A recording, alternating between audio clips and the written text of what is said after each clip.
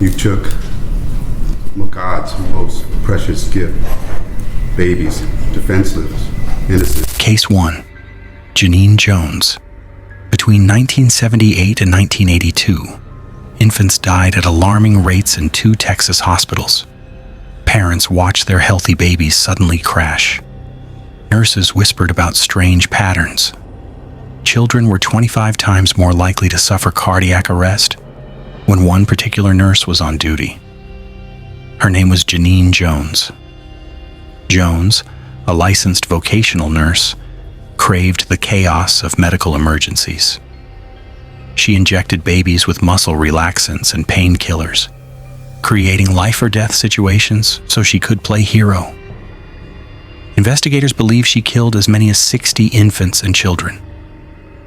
On September 17, 1982, 15-month-old Chelsea McClellan died after Jones gave her a shot. The baby stopped breathing in her mother's arms. Chelsea was trying to say my name, but she couldn't, the mother recalled. Police found punctured medication bottles and missing drugs. Jones's own diary entries celebrated the turn-on she felt from killing. She wrote, "I swear I was born to be a murderer." In 1984, Jones was sentenced to 99 years for Chelsea's murder and 60 years for injuring another child. Due to prison overcrowding laws, she was set for release in 2018. Prosecutors fought back, charging her with 5 more murders from the 1980s. In January 2020, facing overwhelming evidence, Jones pleaded guilty to killing 11-month-old Joshua Sawyer.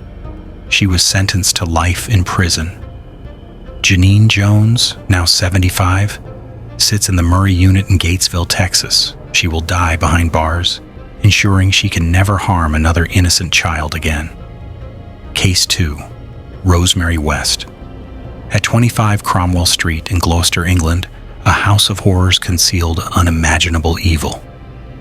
For decades, Rosemary West and her husband Fred tortured, assaulted, and murdered young women and girls.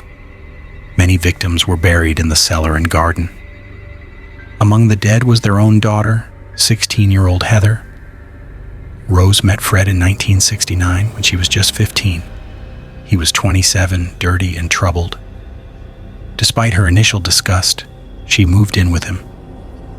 While Fred served 6 months in prison in 1971, Rose murdered his 8-year-old stepdaughter, Charmaine, beating her to death. The couple married in 1972 and turned their home into a chamber of suffering. They lured vulnerable young women with promises of work or shelter.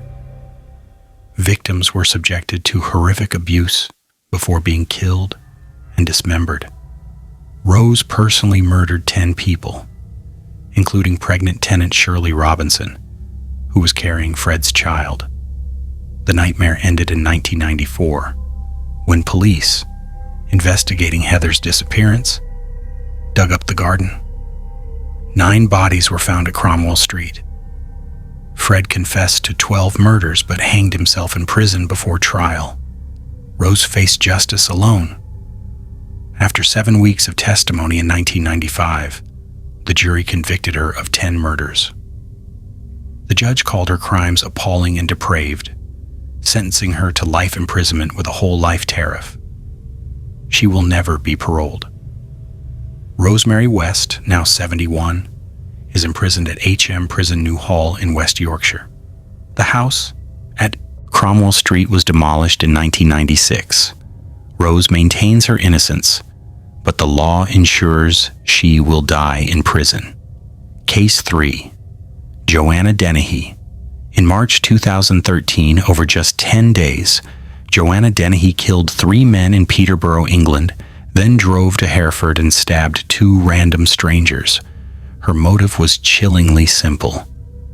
"I want my fun. I need you to get my fun." Dennehy, 31, specifically targeted men. She told accomplices she wanted to kill 9, like Bonnie and Clyde.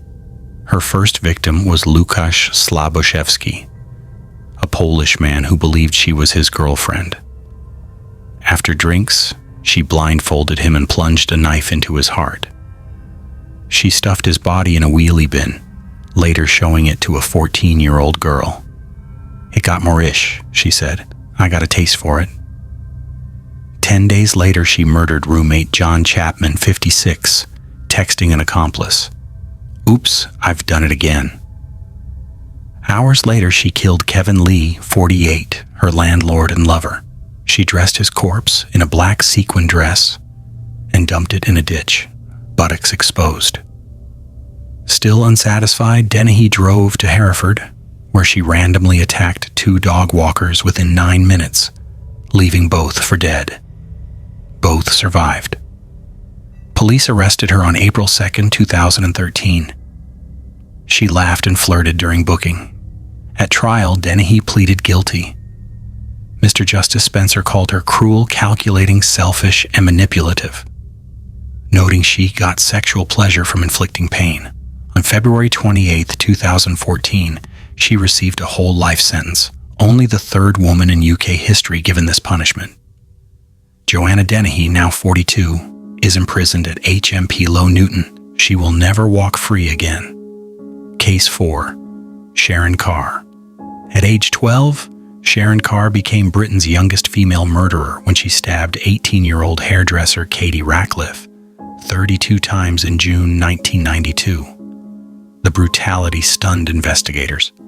Katie's body was found near a cemetery in Farnborough, her genitals mutilated.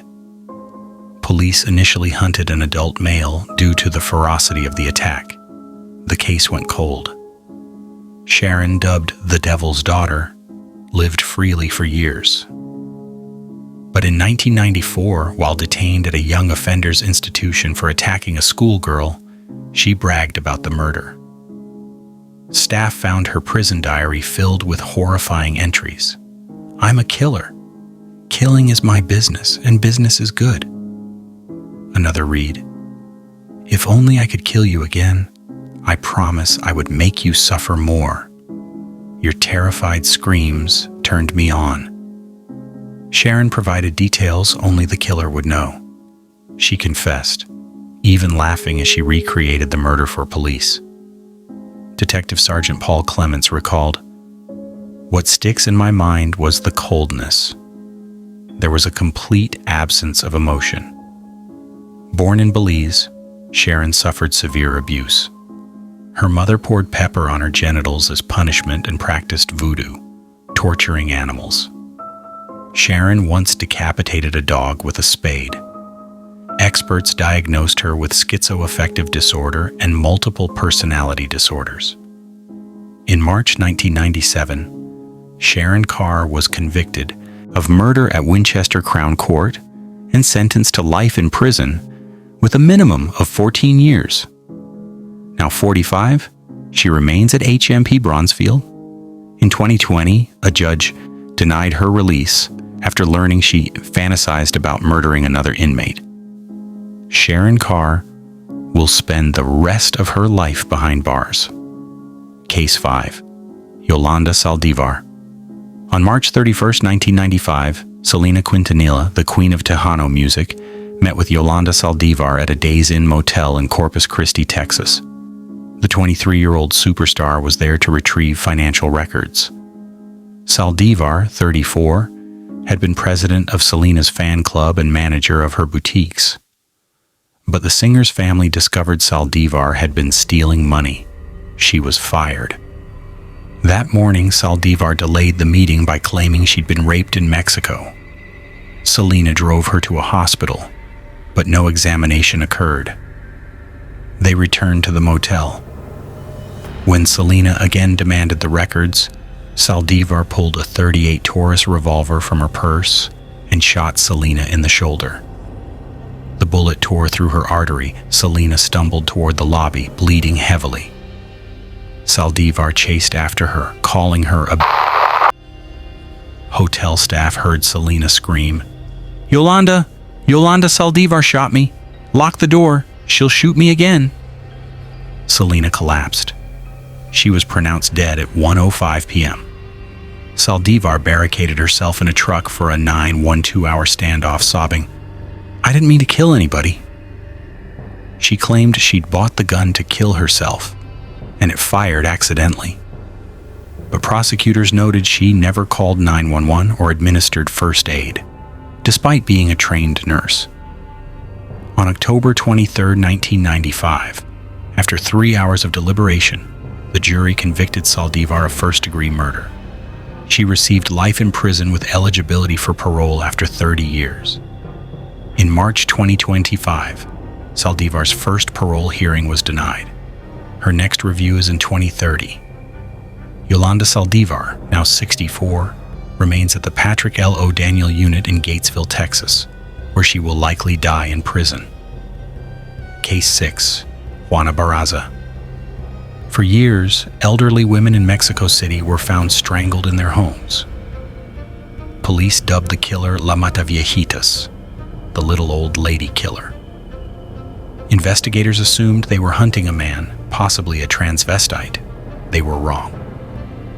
On January 25, 2006, 48-year-old Juana Barraza fled from the home of 82-year-old Ana Maria de los Reyes Alfaro, who lay dead, strangled with a stethoscope. A tenant spotted Barraza leaving and alerted police. To everyone's shock, the suspect was a female wrestler known as La Dama del Silencio, the Silent Lady. Barraza posed as a government social worker, earning victims' trust before robbing and murdering them.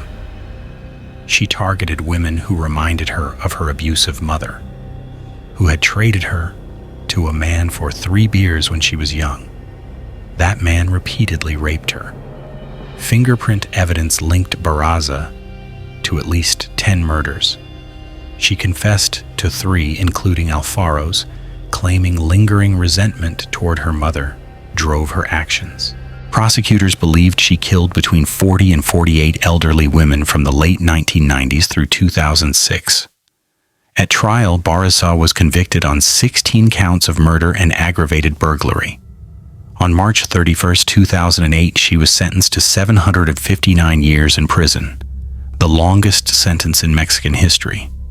However, Mexican law caps actual prison time at 60 years, which she will likely serve in full. Juana Barraza, now 67, is imprisoned at Santa Marta de Acatitla in Mexico City, where she works as a gym instructor and sells tacos. She married another inmate in 2015 but divorced 2 years later. She will die in prison.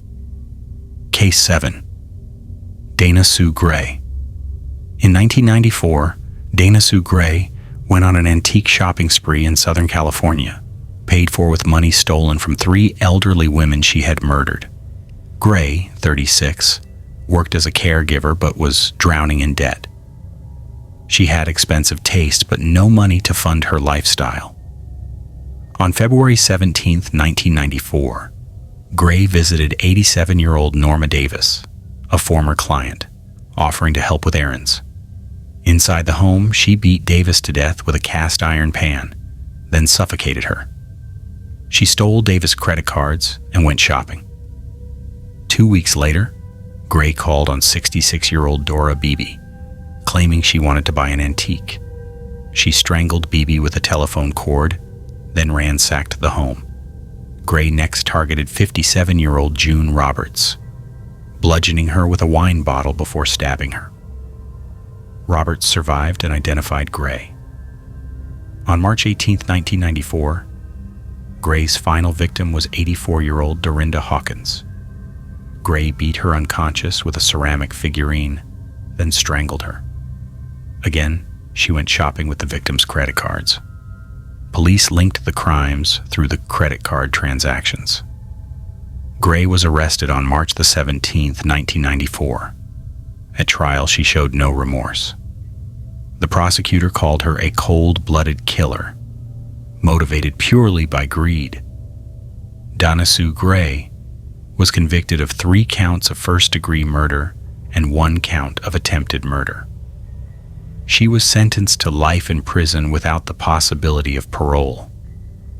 Gray, now 67, remains incarcerated at the Central California Women's Facility in Chochilla, where she will spend the rest of her life. Case 8. Sheila LaBar. Sheila LaBar's farm in Epping, New Hampshire, was a place of torture and death. Between 2005 and 2006, she lured vulnerable men to her property, claiming to offer them work and shelter. Instead, she subjected them to horrific abuse before murdering them. LaBarre, a manipulative and violent woman, targeted men with developmental disabilities or troubled pasts. She would seduce them, then turn vicious, accusing them of being pedophiles. She beat, burned, and tortured her victims, sometimes for weeks. 2 men, Kenneth County, 24, and Michael Deloge, 37, were murdered and their bodies burned. In March 2006, Deloge's foster mother reported him missing. Police investigated LaBarre's farm and found bone fragments in a burn pile. Forensic analysis confirmed they belonged to Deloge and County. LaBarre had incinerated their bodies in a wood stove. At trial, LaBarre claimed the men had abused her, and she acted in self-defense. But witnesses testified she bragged about disposing of men. One survivor, Dr. Wilfred Joudry, escaped and told police LaBarre had tortured him. Another man testified she had burned him with a blowtorch. In March 2008, Sheila LaBarre was convicted of 2 counts of second-degree murder. She received 2 consecutive life sentences. During sentencing, the judge called her one of the most dangerous people ever to walk into this courtroom. Sheila LaBarre, now 64, is imprisoned at the New Hampshire State Prison for Women in Goffstown. She will never be released. Her farm was torn down, erasing the physical reminder of her monstrous crimes. Case 9. Dorothea Puente. From the outside, Dorothea Puente's Victorian boarding house in Sacramento looked welcoming. But beneath the flowers and fresh paint, a nightmare unfolded. Puente, a seemingly kind landlady, was killing her tenants and burying them in her yard. Between 1982 and 1988, Puente targeted elderly and disabled boarders who collected government checks. She forged their signatures, cashed their checks, and poisoned them with sleeping pills mixed into their food and drinks. 7 bodies were eventually discovered buried in her garden and lawn. In 1988, social worker Judy Moyes became suspicious when tenant Alvaro Montoya disappeared. Police obtained a search warrant. On November 11, 1988, they began digging. The first body was found within hours. Over the next week, 6 more corpses emerged from the soil. Puente fled to Los Angeles but was recognized at a bar and arrested. At trial, prosecutors painted Puente as a cold-blooded killer motivated by greed. She had stolen more than $5,000 per month from her victims. The defense argued the deaths were from natural causes or drug overdoses, not murder. But the evidence was overwhelming. In August 1993, Dorothea Puente was convicted of 3 counts of first-degree murder. She was sentenced to life in prison without the possibility of parole. She died on March 27, 2011 at age 82 at the Central California Women's Facility in Chowchilla. Puente maintained her innocence until her death, but the law ensured she would never harm another vulnerable person again. Case 10. Patricia Krenwinkel. On the night of August 9, 1969, Patricia Krenwinkel participated in one of the most infamous murders in American history. She was a member of the Manson family, a cult led by Charles Manson. That night, she and 3 others invaded the home of actress Sharon Tate in Los Angeles. Tate, 8 months pregnant, was brutally stabbed to death along with 4 others: Jay Sebring, Abigail Folger, Wojciech Frykowski, and Stephen Parent. Krenwinkel personally stabbed Folger 28 times. The word pig was written in blood on the front door. The murders shocked the nation. The next night, Krenwinkel participated in the murders of Leno and Rosemary LaBianca. She stabbed Rosemary 41 times, then used her blood to write "Death to Pigs" and "Helter Skelter" on the walls. Krenwinkel, who joined the Manson family at age 19, was brainwashed by Manson's teachings. She believed she was part of a revolution. But at trial, the jury saw her as a willing participant in senseless violence. In March 1971, Patricia Krenwinkel was convicted of 7 counts of first-degree murder and 1 count of conspiracy. She was sentenced to death, but California abolished the death penalty in 1972. Her sentence was commuted to life in prison with the possibility of parole. Krenwinkel, now 77, remains at the California Institution for Women in Chino. She has been denied parole 15 times. Her most recent hearing was in 2022. Patricia Krenwinkel will almost certainly die in prison, her life defined by a few horrific nights. More than 50 years ago. Case 11. Bernadette McNeely. In December 1992, 16-year-old Suzanne Capper was tortured for 6 days in a house in Manchester, England. The ringleader was Bernadette McNeely, a 24-year-old woman with a history of violence and drug abuse. Suzanne, a vulnerable girl from a troubled home, had been staying with McNeely and her associates. They accused Suzanne of stealing and turned on her with shocking brutality. They bound her to a bed, burned her with cigarettes, injected her with amphetamines, and pulled out her teeth with pliers. McNeely forced Suzanne to listen to recordings of "Hi, I'm Chucky, Wanna Play" on repeat.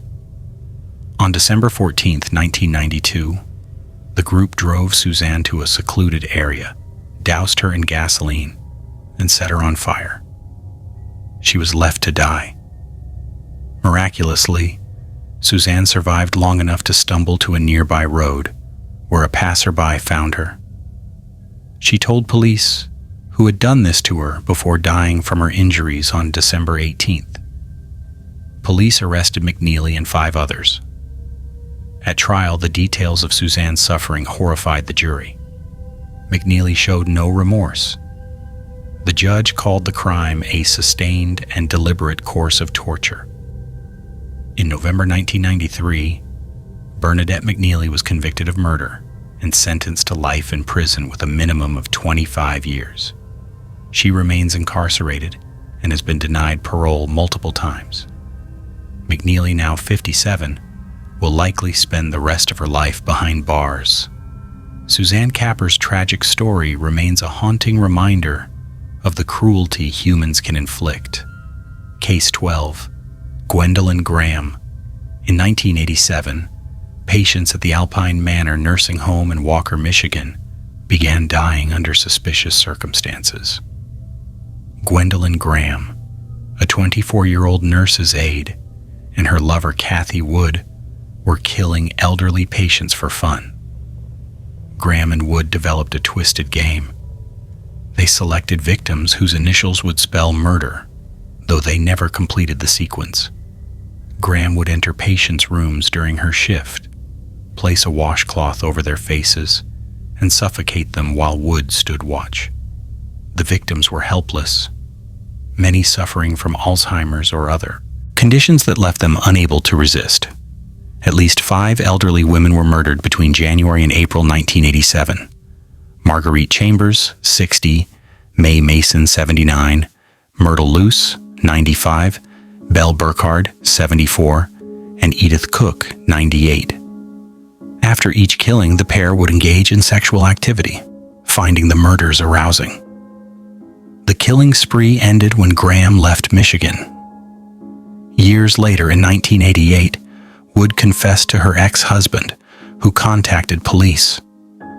Wood agreed to testify against Graham in exchange for a reduced sentence. At trial, prosecutors presented a horrifying portrait of 2 women who killed for pleasure. Graham showed no remorse. On November 2, 1989, Gwendolyn Graham was convicted of 5 counts of first-degree murder.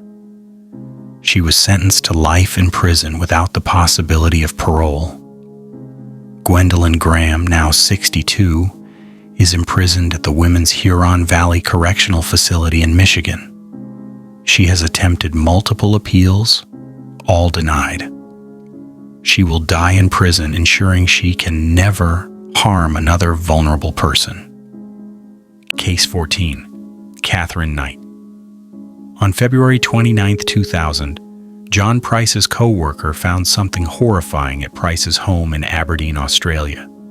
Hanging from a meat hook in the living room was a full human skin, expertly flayed from head to toe. On the stove, a pot boiled with Price's head inside.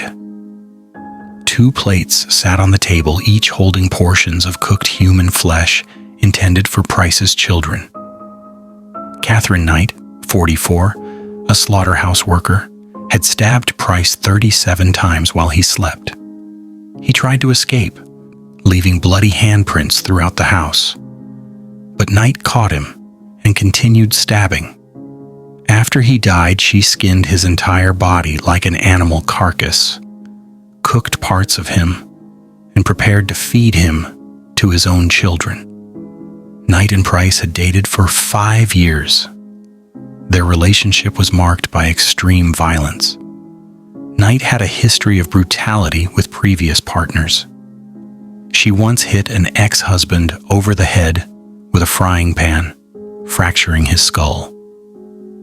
When Price tried to end the relationship in February 2000, Knight told co-workers, "I'm going to kill Pricey, and I'm going to get away with it." Police arrived before Price's children came home. Knight was found dozing in bed, covered in blood.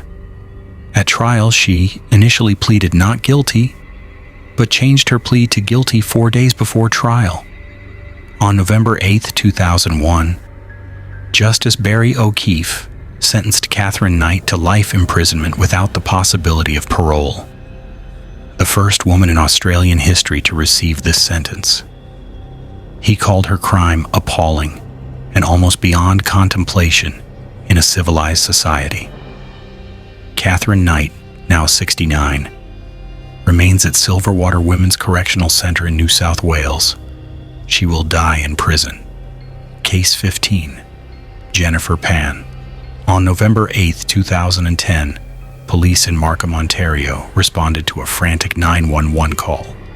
Jennifer Pan, 24, reported that 3 men had invaded her family's home, tied her up and shot her parents. Her mother, Bitch Hapan, was dead. Her father, Han Pan, was critically wounded but alive. At first, Jennifer appeared to be a victim, but investigators noticed inconsistencies. Valuables were untouched. Jennifer had called 911 with her hands supposedly bound. Security footage showed the intruders entering through an unlocked front door with no forced entry. Then Han Pan woke from his coma and told police something shocking. He saw Jennifer whispering to one of the gunmen in a friendly manner. Police interviewed Jennifer 3 times. During the 3rd interrogation, she confessed. She had hired the hitmen to kill her parents for their life insurance money, approximately $500,000. Jennifer had been living a lie for years, pretending to attend university while secretly dating a boyfriend her strict parents disapproved of.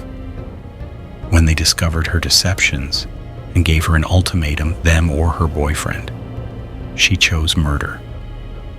Jennifer paid $10,000 to have her parents killed. She unlocked the door before bed and coordinated the attack over the phone. Her plan failed when her father survived and exposed her. On December 13, 2014, Jennifer Pan was convicted of first-degree murder and attempted murder. She was sentenced to life in prison with no possibility of parole for 25 years. In 2023, an appeals court ordered a retrial on the murder charge, though her attempted murder conviction stands. Jennifer Pan, now 38, remains at Grand Valley Institution for Women in Kitchener, Ontario, where she will serve decades, possibly life. Case 19. Patricia Columbo. In May 1976, the bodies of Frank Columbo, 43, his wife Mary, 41, their son Michael, 13, and daughter Patty, 12, were discovered in their Elk Grove Village, Illinois home. All four had been brutally murdered. The killers were Frank's daughter Patricia Columbo, 20, and her older boyfriend Frank DeLuca, 31. Patricia had been having a secret affair with DeLuca since she was 16. Her parents disapproved and tried to end the relationship. Furious, Patricia and DeLuca plotted to kill her entire family to collect a $300,000 inheritance. On the night of the murders, the couple entered the home and shot Frank in the head. Mary was beaten and shot. Michael and young Patty were also shot and beaten to death. The crime scene was covered in blood. Patricia walked through her family home and calmly executed everyone she had grown up with. For months, Patricia and DeLuca evaded police. But investigators built a case through financial records and witness statements. The pair had left a trail of evidence, including discussions about the inheritance and Patricia's cold behavior after the murders. In 1979, after a lengthy trial, Patricia Columbo and Frank DeLuca were convicted of 4 counts of first-degree murder. They were sentenced to 200 to 300 years in prison each, effectively 4 life sentences served consecutively. Patricia Columbo, now 68, remains at Logan Correctional Center in Illinois. She has been denied parole multiple times. Frank DeLuca, now 79, is at Pontiac Correctional Center. Both will die in prison. Patricia Columbo will never escape the horror of the night she murdered her entire family for money. Case 20. Aaron Patterson. On July 29, 2023, Aaron Patterson invited 4 relatives to lunch at her home in Leongatha, Australia. She served individual beef Wellingtons containing death cap mushrooms, the deadliest mushrooms in the world. Within days, 3 guests were dead. Patterson's estranged husband Simon was invited but didn't attend. His parents, Don and Gail Patterson, both 70, died in hospital. Gail's sister, Heather Wilkinson, 66, also died. Only Heather's husband, Ian, survived after weeks of intensive care. Prosecutors proved Patterson had researched death cap mushroom locations online. In April 2023, she bought a food dehydrator and traveled to sites where the toxic fungi grew. She harvested the mushrooms, dried them, and stored them for months. After the lunch, she disposed of the dehydrator and factory reset her devices to destroy evidence. Patterson claimed the poisoning was a terrible accident, that she'd accidentally mixed foraged mushrooms with store-bought ones. But she had lied repeatedly to police, denied owning a dehydrator, and never called for help as her guests lay dying. On July 7, 2025, after deliberating for 6 days, a jury convicted Patterson of 3 counts of murder and 1 count of attempted murder. Judge Christopher Beale called it pitiless behavior and sentenced her to life in prison with a minimum of 33 years before parole eligibility. Aaron Patterson, 50, is imprisoned in isolation at a Victorian facility. She will likely die behind bars, ensuring she can never poison another family meal. Case 21. Karina Cooper. On June 18, 2021, police in Traer, Iowa, found Ryan Cooper dead in his recliner with 2 gunshot wounds to his face. His wife Karina was sitting on top of his body. Their 3 children slept upstairs. Karina claimed she didn't know what happened. But investigators discovered she'd been having an affair with 23-year-old Houston Danker. Text messages revealed the lovers had plotted Ryan's murder for months to collect $500,000 in life insurance. Messages between them the night of the murder were damning. An hour before Karina called 911, Danker texted, "Remember those shell casings?" Danker's Google searches included, "Best ways to kill somebody with no way for anybody to find out who did it, and how to positively get away with murder." The case went cold for nearly 3 years. Finally, in February 2024, Karina was arrested. Danker was charged 2 months later. He pleaded guilty moments before his trial began, admitting he acted in concert with Karina. In July 2025, after 4 hours of deliberation, a jury convicted Karina Cooper of first-degree murder. Ryan's sister, Michelle Wilson, delivered a powerful victim impact statement. "There is no justice. There will be no forgiveness. My full, complete, and final message to you is go to hell." On September 19, 2025, Karina Cooper, 34, was sentenced to life in prison without parole. She remains at Iowa Correctional Institution for Women, where she will die, having destroyed her children's lives forever. Case 22. Katherine O'Connor. In November 2011, neighbors in Bandon, Ireland, watched in horror as a body was thrown from a balcony into the River Bandon. Police followed a trail of blood to a house of horrors and found Katherine O'Connor lying on a couch in her underwear, covered in blood. The body was 27-year-old Jonathan Duke, stabbed dozens of times. Hours earlier, O'Connor and her boyfriend, Cyprian Grozavu, had murdered 42-year-old John Forrester, O'Connor's ex-boyfriend, strangling him with a homemade ligature, while O'Connor stabbed him repeatedly in the face with a broken Manchester United mug. They tied his body with television cables and dumped him in the river. When Duke discovered the bloody crime scene, he became a liability. The pair murdered him too, dragging his body down the stairs. Witnesses heard O'Connor laughing like a hyena and Grozavu howling like a dog. "Just drag him. He's dead anyway, he can't feel it," O'Connor told her accomplice. At trial, Justice Paul Carney called it the most grotesque killing that has occurred in my professional lifetime. O'Connor, recognizable by the swastika tattoo on her face, showed no remorse. In 2013, Katherine O'Connor was convicted of both murders and sentenced to 2 consecutive life sentences. She remains at Limerick Prison in Ireland. Now in her late 40s, she will never leave. Case 23. Karen Harrington.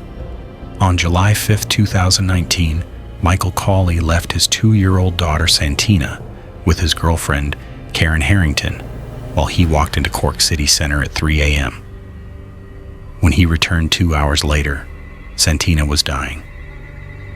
The toddler had suffered 53 separate injuries: traumatic brain damage, severe spinal cord injury, skull fractures, broken ribs, and extensive bruising covering almost every part of her tiny body.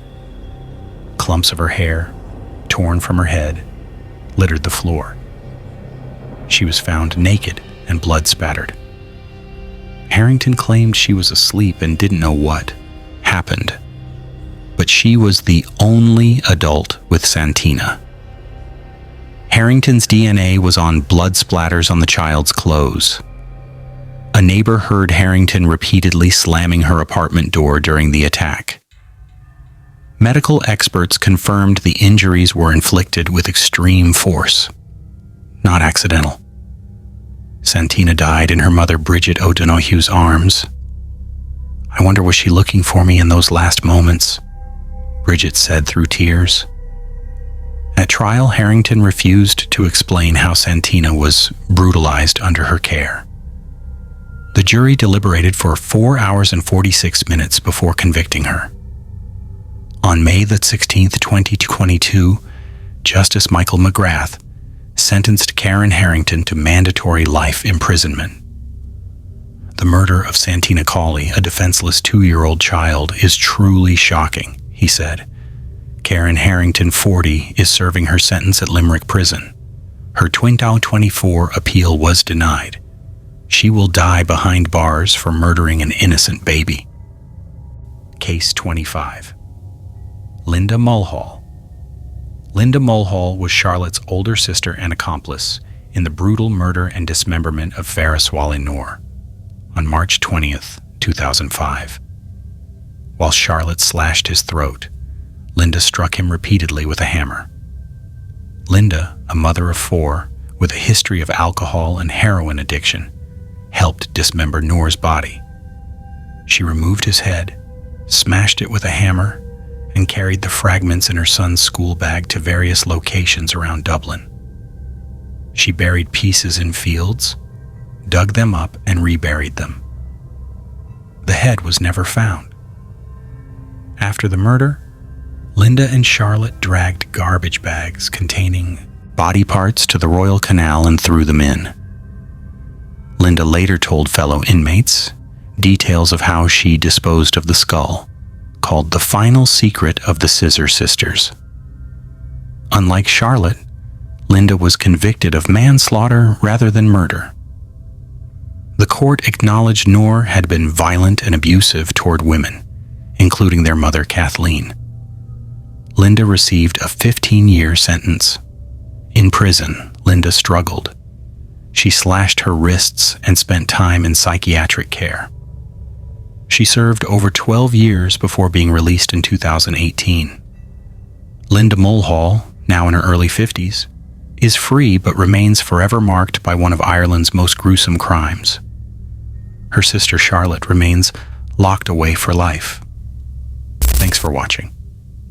If you found these cases as shocking as we did, check out our other true crime videos. There are plenty more disturbing stories to explore. And don't forget to hit that notification bell so you never miss an upload.